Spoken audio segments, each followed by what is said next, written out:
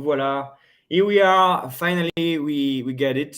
We had a technical issue this morning, so we are here this afternoon. And for the people who cannot attend, we can send them after that replay link to have access and to send their own questions regarding this topic. So I'm very pleased to welcome Joao Coriel. I'm Wilfried. Let's go straight to the point. The topic is today Portugal, a tax opportunity for entrepreneur as a person or and a corporate. Just to introduce me a little bit, I'm Will. I'm 38 years old, entrepreneurs. I have a background of product management in tech, and I'm a son of past as developing businesses and doing M&A operations. A lot of people in the past was asking me how to get money out of my company, how to invest in, how to prepare my retreat. So I decided to fund services called Catapult Finance Hakim. We are helping founders to build their personal wealth from their business by investing their tax money for many reasons: to secure their retirement, secure their loved one, pay your children educations, or just to get rich. So I'm the guy who will popularize the knowledge of today. So basically, the topic is you have your income coming from your business, and the idea is to see how, with this income coming from your business, you can turn it in personal income. I have to remind a little things before. All this stuff are not done just to tax optimize. All this stuff are done to reinvest money to prepare your future. We are just doing tax optimization. So today, the idea is to understand if Portugal is a good option for withdrawing money from one's company or investing. And that's why I welcome Don Joao. He will present himself. Okay, I will. But Will, I think your slides are being cut in half. You Yeah, just see the center of the slide. like Okay. this. So I reduce myself to my actual size. Hello, everybody. I'm João Coriel. I'm based in Lisbon. I'm a Portuguese lawyer. I've been practicing for the last 30 years, and I have my own specialized law firm called Valadas Coriel and Associados. We are about 35 people working exclusively on immigration, tax issues, real estate, etc. Our clientele is diversified, but we have a lot of foreigners, private persons, high net worth individuals, family offices seeking advice about Portugal. Some because they want to relocate, others because they are already here and they want to optimize their tax situation, and to see how they can do the most out of the stay in Portugal. So is what I'm trying to convey in very simple presentations and with some practical examples. So maybe we can address most of the things that will cross your mind right now about your tax status in Portugal. Thank you very much for this introduction.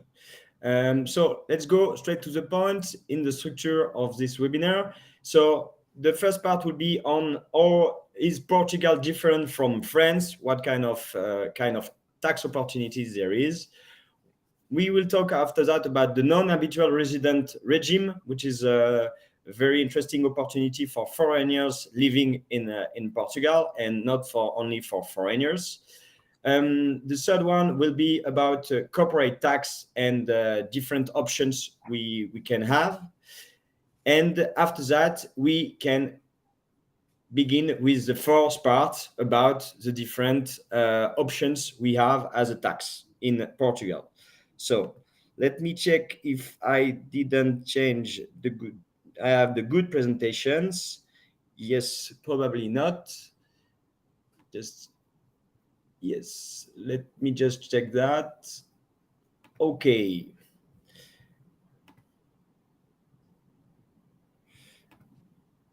Just as I shared the wrong documents. Maybe it's better like this. So we will talk about the non-habitual resident regime. After that, we will talk about the relationship between personal and corporate taxes in Portugal, what you can do, what kind of expense you can put on your business in your Portuguese company, or it will work if you are entrepreneurs in another country. And we will talk about the self-employment taxes in Portugal. And I will let Don Joao talk for now. Just a minute. I try to share the screen correctly. Tell me if you see the good screen.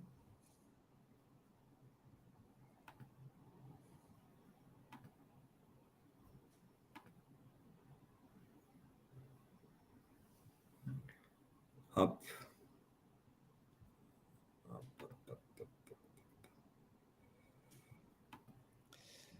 Just a minute. Okay, if you want, I can start Yeah, because you can start. You can before start. before you choose Portugal for tax reasons, there are other reasons to come to Portugal rather than tax. I think tax is the cherry on top of the cake. For those of you that have already been into Portugal or are considering coming to Portugal, I think you should visit to give yourself an idea.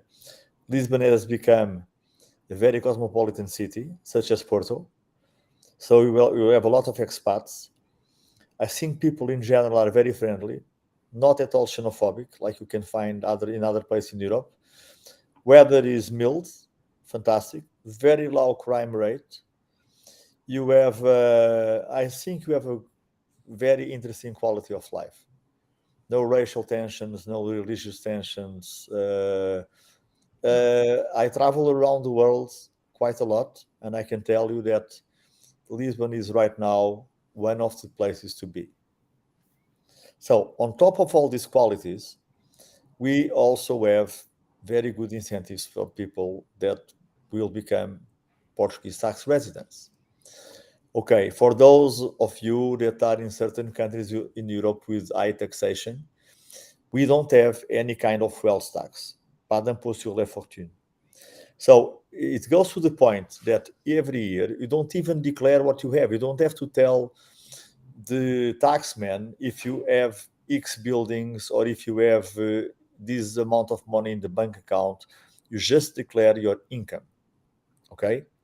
And of course, if you have real estate, you'll pay some taxes on having the real estate. Okay, so this is the first thing. And also, when you leave Portugal after being here for a while, you don't have to pay an exit tax. Okay, so that is also very different from other places like the United States. Okay, then you have some other particularities that applies to everybody who lives in Portugal as a tax resident, which is we have no capital gains when you sell collectibles. Let's say that you own a very good painting by Damien Hirst or Jean-Paul Basquiat or Picasso, and you sell it at a profit in your personal name, you pay zero tax on that.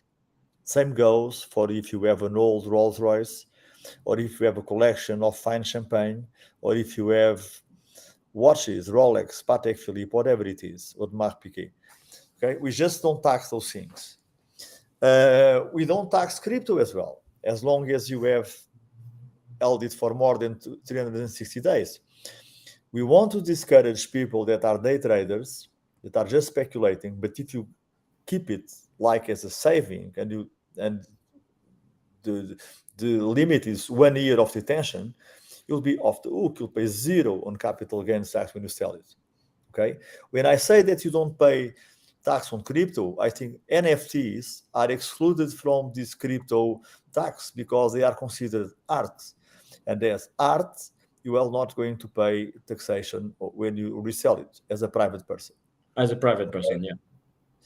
If you buy a residence in Portugal where you're going to live and you sell it and you reinvest it either in Portugal, either in another country of the European economic space and the European Union, you won't pay capital gains as well. So that is also cool. Yeah. Another cool thing about Portugal is that you don't have inheritance tax or gift tax. So you can make a gift in money, for instance, or a house, whatever it is, to your spouse, to a friend of yours, to your companion, without taxation. And even if it is a strange person, like a friend that has no blood relation with you, the taxation is limited to 10%, which is, I think, one of the few countries in the world that is so liberal about this gift, donation, and inheritance tax. Okay, that is Portugal, and that this applies to everyone. Uh, if you sell your business, if you start a business in Portugal and you are moderately successful, meaning that your business does not have a turnover over 50 million euros, and you don't employ more than 250 people, your capital gains tax will be limited to 14%. Okay? Wow. If you are a private person selling this and you are resident in Portugal. And of course, if you own the Portuguese business through a corporation based outside of Portugal, you will pay nothing in Portugal because you will be taxed on the country of residence, according to most of the double taxation treaties that Portugal has entered with most of the developed countries. Will, can you go for Yeah. the other slides? I think Yeah. we are past that slide. Yes, absolutely. So that's for this part, and now for the second part is about non-habitual resident tax regime and how it works. Okay, so the non-habitual resident tax regime has attracted scores of people. I think we have more than 30,000 people benefiting from this regime. So what is it really? To be eligible, you don't need much. You just need to not having been a resident of Portugal in the last 5 years, meaning that even a Portuguese that has lived abroad is eligible. Okay, so what are the benefits of being an NHR? Yeah. The first big benefit, easily understandable, is that in principle, income sourced abroad does not pay tax in Portugal. You might pay abroad some taxes, but not in Portugal. And since Portugal has entered a lot of double taxation treaties with most of the countries, it means that the taxes that you pay on the country of source will be reduced. Let me give you an example. Let's say that you have shares from Apple. Now, Apple makes iPhones, okay? Yeah. So if you live in the United States, in principle, you pay 30% personal income tax on that income, on the dividends that you get from these shares. Okay, but if you live in Portugal and you declare to the bank that is negotiating with your shares that you are a Portuguese tax resident, the United States can only tax 15%, and Portugal will tax zero. The same for dividends in France or in Belgium. It's around the same rate, 30%, and the tax treaty says the France or Belgium can only withhold 15%. So your taxation will be reduced by half in any case, okay? And a lot of people that have money, well, they don't live on salaries, they get dividends. And this can apply also to the dividends of your corporation, your family office, your family business that is located in the Netherlands or in Italy or in France or wherever it is, okay? This is the first thing. So This is about passive income, huh? We were talking passive about income, passive income. Yeah. dividends, royalties, and interests, okay? Okay. You can lend money to your company, get the interest, and pay zero tax in Portugal Okay. on those interests. You can, let's say that you are a fashion designer and that you are living, let's say, in Belgium, okay? And you are getting a salary that is highly taxed at progressive rates in Belgium. And you come to Portugal instead of getting salaries, you start receiving royalties. Royalties have a reduced rate from 10 to 15%. I think in the case of United States, it's even less. And you will pay zero in Portugal. So for this passive income, in most of the cases, you'll pay half what you are paying now. Okay, so this is very enticing if you live on passive income. Do we Capital finish? gains is not so good. Yeah, You will sorry. pay 20%, Yeah. 28%. Instead, if there is also a micro, small, or medium enterprise that is located in the European Union, you will benefit from the same 14% that you will pay in Portugal. Okay, I think we forgot to put that on the slide. But those are the exceptional cases. Of course, if it is a corporation that is listed on the stock market, it will be 28. Okay. If you sell real estate property in Portugal, Yeah. you'll pay half the rate that you normally pay in Portugal, which means that I'm not considering if you are selling a property and getting 50,000 euros. I'm seeing if you are earning 500,000 or 1 million euros. And in those cases, your taxation will be 24%. Unless, of course, it is your personal residence in which you can reinvest and pay zero. Okay. Pretty clear on this one. Now, I think we could move on to employment and NHR. Okay. I think that will be the next slide. Work income? Work income, yes. So a lot of you that are considering coming to Portugal have some kind of activity. You are either self-employed or you work for a corporation. It can be even your corporation. Okay, so Portugal has drawn a list of professions that we believe are from high added activities. This list is very curious because you can find doctors and engineers, you can find lawyers, so lawyers don't have the benefit, but you can find also cooks and you can find artists. Okay, so for these people, if they are working for a company and getting a salary, there will be a flat rate of 20% personal income tax. Okay, it is rather good. Yeah. Considering what we pay throughout Europe. Okay, if you are self-employed, you will also pay 20% flat rate, but not on the overall of your income, only on 75%. Well, there are some nuances here, but keep in mind that the taxation for self-employment is somewhere between 15 and 20%. That is the basis. You have to check either the profession that you are doing goes into this list, and also contact some specialized person like me to tell you exactly what to do. And the best thing is that if you work abroad, you even have more benefits. Let me give you two examples. Let's say that you are a surgeon, okay?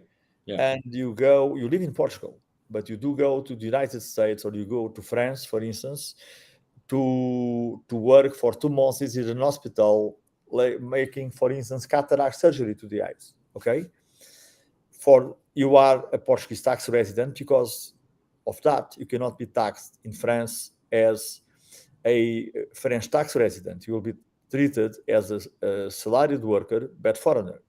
In this case, the amount of money that France can levy is around 20 to 25%. In Portugal, you will pay zero as long as that income has been taxed in other countries. Okay. Now let's say that you are a DJ, famous DJ. You do Ibiza, you do Bali, you do the Emirates, and all of that. If this work is not done from Portugal, of course, if you are doing a record and residing in Portugal and invoicing from Portugal, you will pay taxes in Portugal at a reduced rate of 15 to 20%. But let's say that you are playing Pasha in Ibiza and you are making a residence there for the summer. Whatever you gain in Spain, you will pay taxes in Spain, I think 20% in Spain, and you will pay zero in Portugal. But if you work in the UAE, in the Emirates, you will probably pay zero tax there and zero tax in Portugal. And if you go to Bali, I don't know even how much they will charge you. But the thing with the self-employed is that the law does not require that you are actually taxed. It says that the treaty says you could be taxed.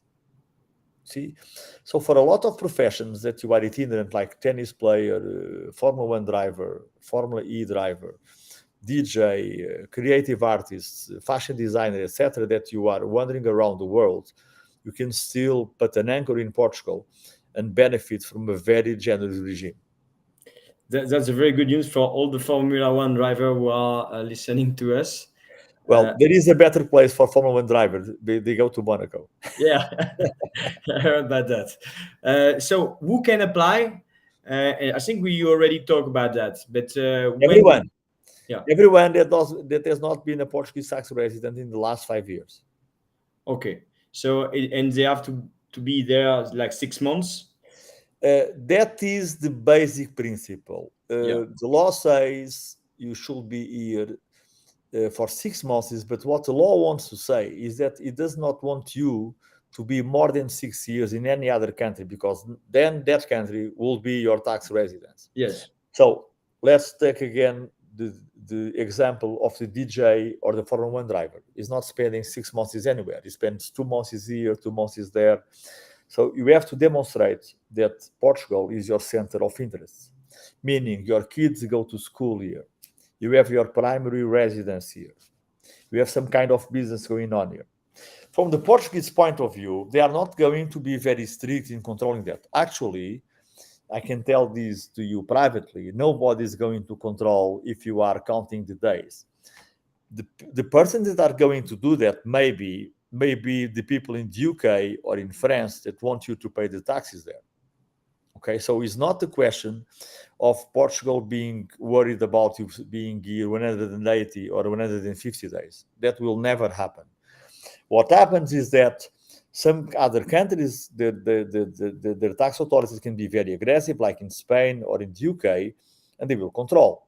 For Spain, it's difficult to control because we don't have a land border. So you can drive to Madrid in no time and go back and forth as many as you want. Nobody knows where you are, actually, without controlling your credit cards. But if you go to the UK, since there is an actual physical border and you pass your passport, then they can know if you spend more than 183 days in the UK or not. You see Okay. the difference? Within the Schengen area, there is absolutely no possibility of control. Okay. Crystal clear. Um, about the cost of the process and sorry, I forget the question about the application, the dates, because there is a period where you can apply, and after that it could be much more complicated, meaning probably Now, it impossible. means, in general terms, you should apply the year that you arrive. But let's say that you move to Portugal in December. Yeah. You are going to pay taxes for that year, for let's say 2023, for most of the part in the country where you were living before, because that country will not let go of your taxes. Okay? Okay. So in these cases, you can apply until the 31st of March of the next year. Let's say if you arrive during 2023, you can apply until March 24. Okay? Ah, But I think the difference between semesters, I think you should split, like first semester you pay wherever you are, second semester you pay it. And sometimes you can arbitrate. Let's say that you are going to sell a company and you want to pay a flat rate of 14% capital gains tax. Maybe you would like to plan your move when to come to Portugal, and probably come to Portugal before you make that sell, depending on the country, of course. yeah. Okay. Very interesting. So about the cost of the process. Well, the cost of the process is the cost of professional services, because there is nothing that you pay to the government to become a non-habitual resident. First, you become a taxpayer, and then after being a taxpayer, you apply an upgrade to be a non-habitual resident. The process is totally cost-free. What you pay for is for advice. Of course, there is a difference and there is a range, of course.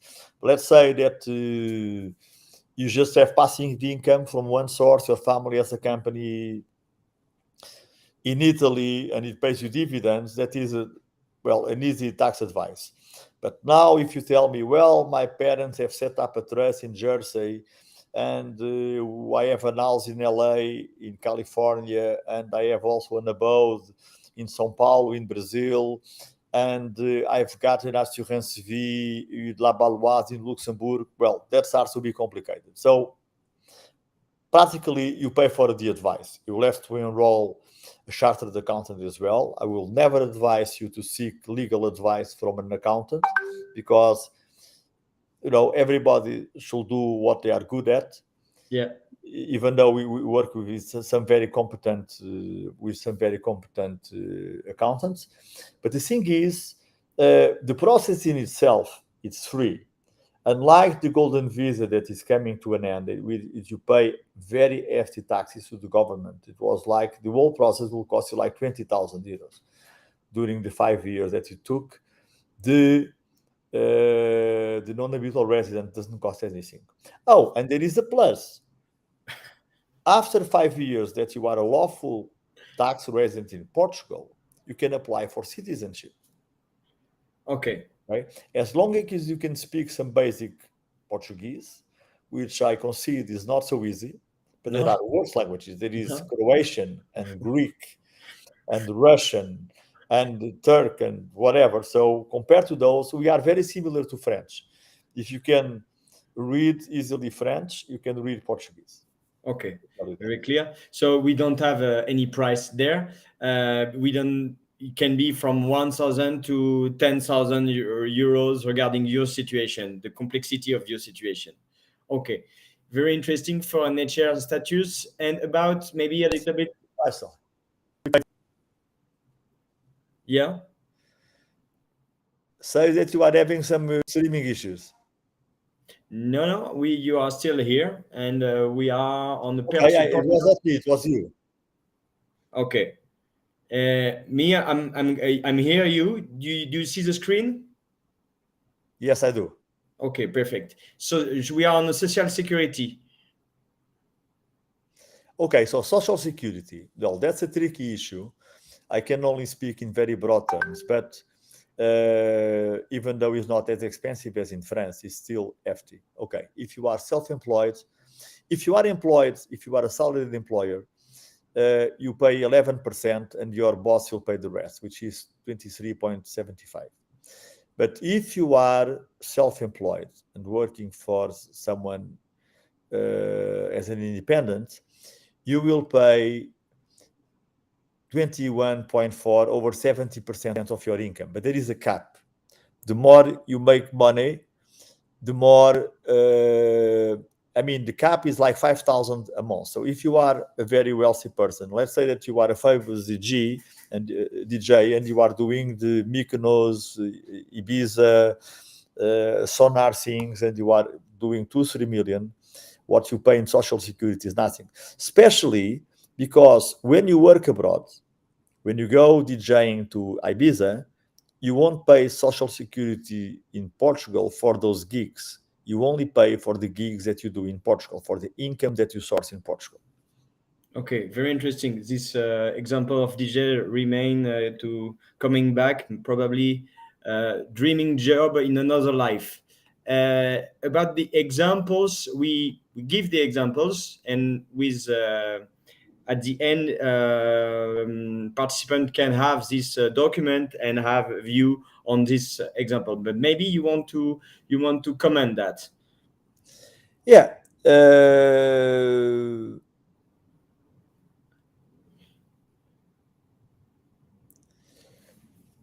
first example, I'm afraid it is not completely correct because as far as I know, in France, the regular tax, if she was living in France, Marie, she would pay 30%. Yeah. Probably not in 10,000, but in something substantially above. Yeah. Okay. With the double taxation treaty, yeah, France is only allowed to ask for 15%, which is the 1,500 you speak here. But in Portugal, she will pay zero. So the taxation is limited to this 1,500 and she gets 8,500 net. Okay, it's correct. It's the slide. I made a mistake because the letters are tiny. Yeah. Okay. Yeah. Joseph is receiving employment income from his company based in France. As the salary is taxed in France, Joseph will not pay taxes in Portugal. Yes. Absolutely. Okay, perfect. And Mark, as an independent contractor, will not pay any tax in Europe. I forgot to say something. In principle, there are two ways to do this. If he salary he paid from the company in France, he might be either taxed in France as a foreigner, or taxed in Portugal at a reduced rate if he goes on the list of the added value professions. So this is something to be seen case by case. Okay. Either way, we are reducing from the top bracket of 48 to 50% to 20 or 25. So it's 50% gain. Okay, crystal clear. Thank you very much. So that was for the NHR part. So we are Wait, going we now. still have the example of Mark. Mark is independent contractor working for some Sorry. companies. Yeah, you're right. Yes, this is correct. If he's one of the special list of activities and he's doing this work, let's say he's an architect, okay? And he goes to Spain and he spends like 1 month there in the Costa del Sol designing or following the works of a beautiful villa, and all the work is done there in Spain. You won't pay taxes in Portugal, you'll pay a reduced rate in Spain. And if you work from his atelier in Portugal, when he's doing the drawings and preparing the things, he will be able to choose for the 20% thing. Of course, we have to move on for another slide to get to another benefit. Yes, absolutely. We will talk about now personal and corporate tax in Portugal. That means the relationship between, like your income from your businesses could be in foreign country, could be in Portugal. How can we improve that? Let's see the rules with Don Joao. It's about personal and corporate tax in Portugal. So there is two types, dividends and private entrepreneurs. Okay, as for the dividend, it is a flow that dividends pay to Portugal and dividends pay from Portugal to another place. So, in the case of dividends paid to Portugal, we have already seen that the country of source, be it the UK, France, whatever, with the exception of the United States, or American citizens, not United States, American citizens, they will be reduced rates around 15% most of the time, okay? And generally, dividends are taxed at 30 or more across Europe, okay? And in some countries, they are taxed at progressive rates that go up to 45 or 50% in the Nordic countries, okay? According to the treaties, it's 15% that those countries where the money is sourced from can tax, and in Portugal, there will be no taxation whatsoever. Now, let's say that you have a business in Portugal and that the partner of that business, the shareholder, is a foreign company owned by you. Yeah. Okay, so this company will pay Portuguese corporate tax normally on profit, but then when the dividends go up to the other company, there will be no withholding tax whatsoever. They are not going to be taxed in the country of origin until they are distributed to the shareholders, to the ultimate beneficiaries. This is an European directive called Mothers and Daughters, meaning that to allow the free flow of capitals between countries of the European Union and avoid double taxation. Okay? So in a very complicated way that I cannot simplify here, maybe if you have a company in Portugal that is owned by a business somewhere else in Europe, and then you get dividends from that other company, that might work. Okay, that's a very good example because I think a lot of people are in this situation. So we are talking about dividends, private entrepreneurs, and what about? Okay, a dividend that you get from a Portuguese company will be taxed at 28%. So that's why a lot of people don't want to get those dividends out. They prefer to hold on to the company until they sell it when they are going to pay 14%. Okay, but let's say that how does a private entrepreneur goes around this thing? This depends on your level of activity. There is a threshold in Portugal that you have to retain, which is 200,000 euros. Okay, if you don't do more than 200,000 euros a year, you can opt for a simplified regime. Yeah. In fact, you can have multiple companies with the simplified regime. What does this regime entice for? They are not going to look at your expenses. They are only going to look at your turnover, how much you sell in services or how much you sell in products. Okay? So they will calculate a percentage of that. It might be 10%, it can be 75%. On that percentage, they will apply the 21% rate. So then you'll pay very little corporate tax. But then the second question is, how do I get the money out? Because if I'm going to get the money out, I'm going to pay 28%.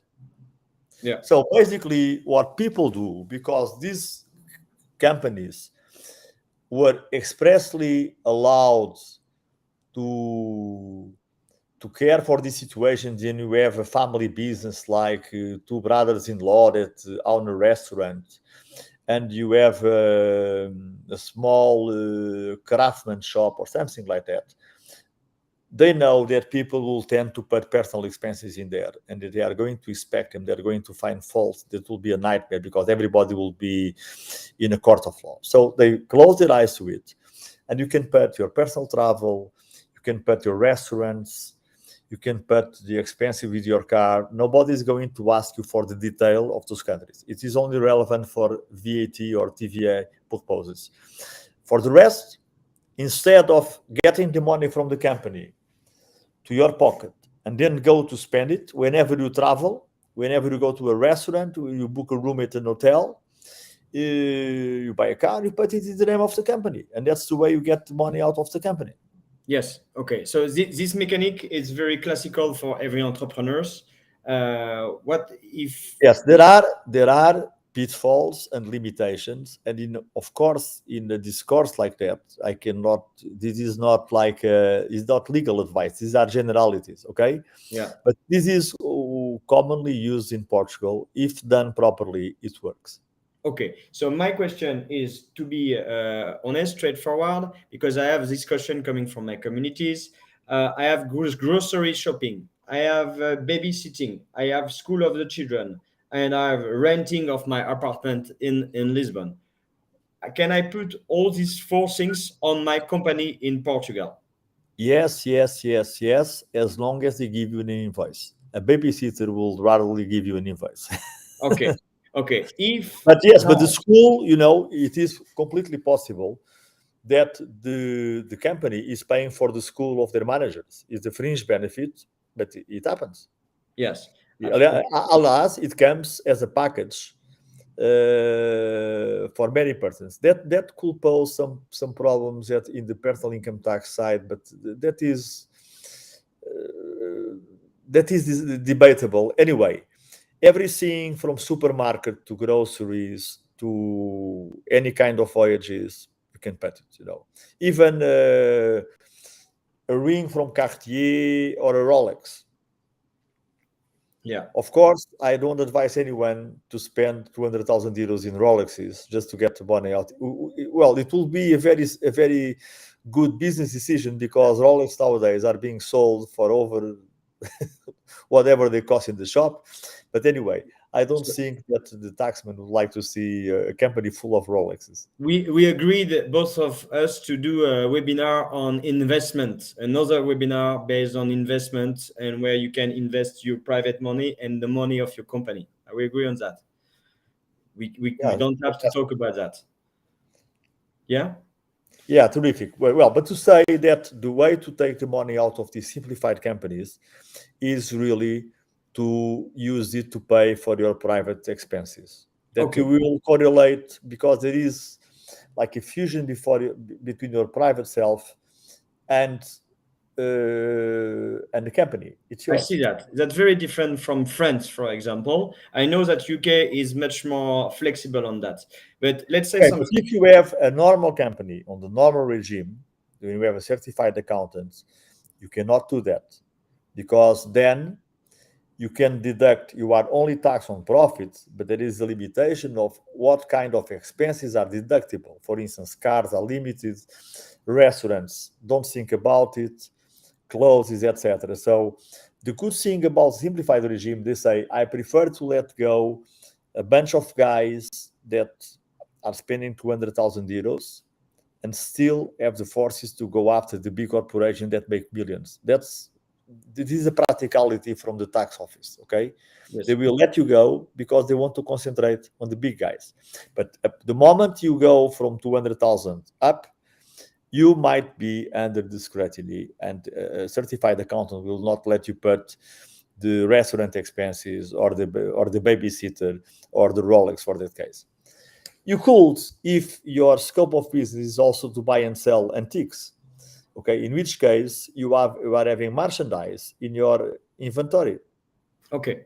Okay, I will ask another very concrete situation who like a lot of guys are sharing that actually. They have their business in UK and France, whatever, and they are seeking to open a company in Portugal to cover their expense, like as I said, the house rent, the school of the children. So the mechanic is they have to invoice their own company on the other side. Yes. But Yes. look, Okay. the problem here is like everybody, like everywhere else in Europe, is substance. Okay, Yeah. so the the eligibility of these invoices is not a problem of Portugal. Portugal, you send the invoice, they don't care about it. That will be the case. France is going to scrutinize that Yeah. invoice. Okay, Yeah. so of course you're going to say consultancy. I will advise you to put some more substance in an invoice, like saying this is a consultation for this specific project made between this day and this day. Okay, give Yes. it a little stuffing. Yeah. Okay. In case of B2B, it's Portugal could be Yes, very sir. But interesting in order to of find course, some if clients. you are, let's Yeah. let's go back to a simple example. Yeah. You have a company in France and you move to Portugal. You used to get a salary in which you will pay a lot of social security in France and a lot of taxes in France. Okay. You come to Portugal, you incorporate a company. You start doing consultancy for that firm in France. In Yeah. consultancy, since you are doing what you are doing like a salaried person, is completely illegible Okay. because you are actually doing the work. You are the one that are providing the solutions for the company that the company needs. The difference is that since you are not being paid as a private person, as a corporation, and if you fall under the simplified regime, in Portugal, you will pay much less, and then you can take the money out of the companies through your private expenses, seeing that you could not do in France, neither in Portugal with the standard regime. Yeah. Am I being clear? Yeah. It's clear. Thank you. Thank you very So much. there is someone in the chat asking if simplified regime is recibo verde. Yeah. Yes and no. First, there is no such thing as recibo verde. The recibos were never verde, they were never green. They used to be, well, a few years ago, more than 10 years ago, you had, little books with recibos, with receipts. Now it's all electronic. From you have your own website from the tax department, and you log in with your tax number and the password, and then you can choose to make electronic invoices from there. Okay, electronic invoices are made by the self-employed. If you are paid a salary, the company that pays you makes the invoice. You only make the invoice when you are self-employed or if you are a company. Okay, so how does this work? If you choose, when you go to the finances, you have to choose if you are in the standard regime or the simplified regime. Alas, it's not by default. You have to choose and to choose carefully. You have a lot of people running into trouble because they go to see these low life accountants and they are in the standard regime, and then there is a mess to change them if it is possible to do. So, if you expect to invoice above 200,000 and if you opt for the simplified regime, yes, you can benefit from this as a private person, but I still think that a little company is better. Okay. Very clear. So yeah, basically there is other question on the other chat, and we decided to maybe go for the all the presentation and see after that if we have time to answer to all the question. But we will do little sessions after that on questions specifically. So thank you very much for all the information on corporate tax side. Now we will talk about the self-employment tax in Portugal, which is the fourth part. And the idea mainly is to talk about the simplified regime and the organized accounting system. So yes, of course, there is a little bit Yes, of it's exactly. It goes exactly like for corporations. Until yeah. 200,000 euros, you can choose the simplified regime. Over 200,000, you have to go. You don't need the company to operate. I can be a lawyer, and instead of having a law firm, I can be on my own name, have employees, pay rent, etc., and invoice 5 million euros a year. Okay, it's not just that efficient. Okay, Okay. so self-employment is very good when you couple with the NHR regime because it allows you, if you are the DJ or the architect that I was speaking about, or the engineer that is going to make a project for 1 month in the Emirates or 1 month in Africa or whatever, to avoid paying taxes in Portugal, because according to the NHR regime, this will not apply to corporations or companies. It will only apply to private persons. Okay, Okay. and in this case, those amounts will not concur for the taxation in Portugal. So in some cases, you could be not completely tax free, because I think in France, in Spain, for instance, the withholding tax is between 19 and 21%. It depends on the local government. Madrid is one thing, Barcelona is another thing, or Catalonia is another thing, and the Baleares is another thing. So I'm always lost because they are always changing that, always elections, and making up their mind. But the rules for self-employment are very much the same for small corporations. So the virtue of the self-employment thing is when you do this kind of professions that are in the high added value list, and you do a big chunk of your work out of Portugal. That will also reduce at least your social security, because that is something to consider. At some point, you have to make like your own business plan. You have to sit down with a sheet of paper and a pencil and say, look, my intention for next year is to make, let's go and say 200,000. Okay, Yeah. and I'm a self-employed person. Let's say 199, just I don't get full of the regime. And I'm going to, half of this, I'm going to be working in Spain, and I will go also to Italy and Croatia. Okay, and I'll be developing my projects there. And let's say this is half of my income. This would mean that these countries will have the possibility to levy taxes on me, but generally not above 20 to 25%. In Portugal, I will pay zero on this income, and I will pay the 20% flat rate in Portugal on the rest of the income. But in terms of social security, the 21% of the 70% that I told before, this will not be levied on the work done abroad. So you will halve your social security contributions. Okay, thank you very much. So I simplified regime and organized accounting. For me, it's sorry.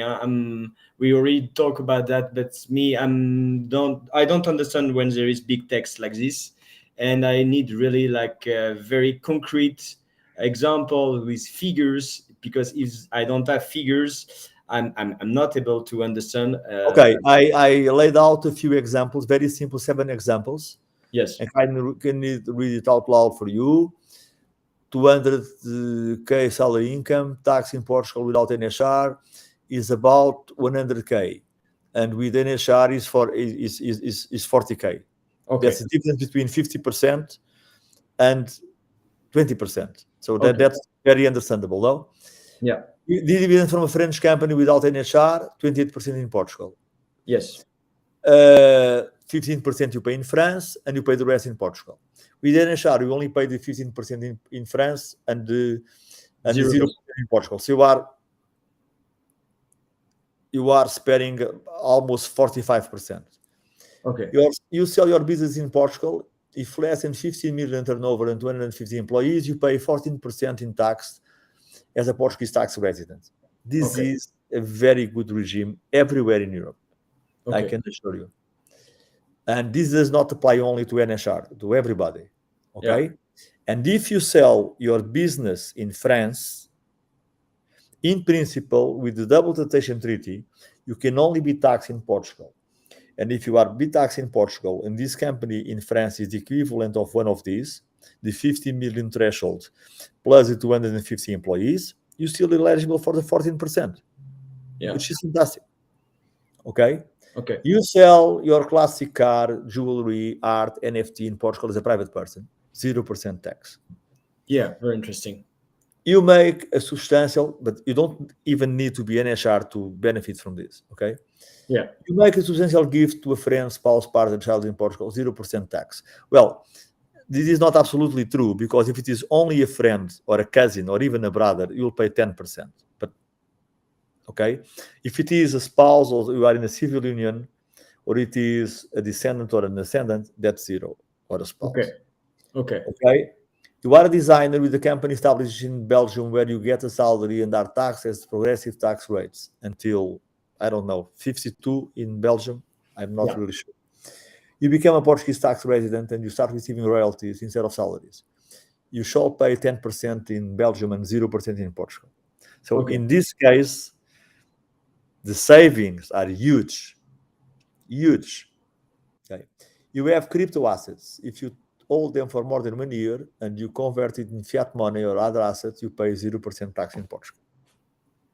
So more So than 1 year, there is a lot of my friend have a big crypto investment. They have from like many years, and they have the 0% on that. yes, but Okay. of course, like everything that has to do, one thing the taxman does not like is seeing you getting away without paying taxes. So you have to have everything well documented. We recommend people build tax files, especially for crypto, because crypto is not only a tax issue; it's also a money laundering issue. Let's say that you have a Yeah. crypto wallet and you sell something, might be a game or some Ethereum or something for 1 million euros, and that money is going to land in your bank account. The bank is going to ask, where does this money come from? And if you don't give sufficient and detailed explanation, they will not even allow the money in, and they will turn you over to the authorities. So before you do something with crypto, if you are trying to cash in a lot of money, you have to do some tax preparation in order to document, because the idea is first in FIFO, first in, first out, okay? But then you have to explain 10 years ago, I was mining this Bitcoin, and at the time it was worth this, and then I changed it to Ethereum, and then to Ethereum Lite, and then I bought the game, and then I went back to the exchange, and blah, blah, blah. You have to tell the story of that money, okay? But if you manage to do that, 0% in tax. Okay. Perfect. And I can tell you, with Mika in Europe, you are going to start paying. So you should think about this very quickly, because there is also a regulation called Mika that has been already approved in the European Parliament, and sooner or later it will land in our desks. In the United States, if you trade one coin for another, let's say Ethereum for Bitcoin or vice versa, you're going to pay tax on unrealized capital gains. So yes, we are a tax haven when it comes to crypto. Okay, crystal clear. That's crystal clear. I don't have more question about that. What we will do is we deliver small videos to as a content for the members of Catapults, and they will go in touch with you for some question and from special offers. Thank you very much for your time, Don Joao, and we will talk soon about all those topics, I hope. Um, if it have been a good success. Thank you very much for everything. Thank you very much for your attention. I let you have the last word if you want. Yes, I want to thank you for inviting me. I hope my explanations made sense to everybody. We are at your disposal to follow up with the help of Will. He will know the details. But just want to remind you, these are the general presentation. You have to always be careful to find a solution for your specific problem, your personal problem, because it is the difference between getting into trouble or not getting into trouble. Yes, that's exactly true. The most value is given by one-to-one interlocutor, by one-to-one, and in secret, in professional secret, it's always more valuable than big webinars. Big webinars are there to explain the mechanism, and there is always solutions to find. Thank Okay, you. and I see someone in the chat asking how to get a private rendezvous. I think you will get to go through Will, and he will reach out to me. Yeah, absolutely. Thank you very much. Thank you. Have a nice weekend, everybody. I'm here from my. I'll show. I'm in Amoreiras. Have a beautiful Tagus view. Yeah.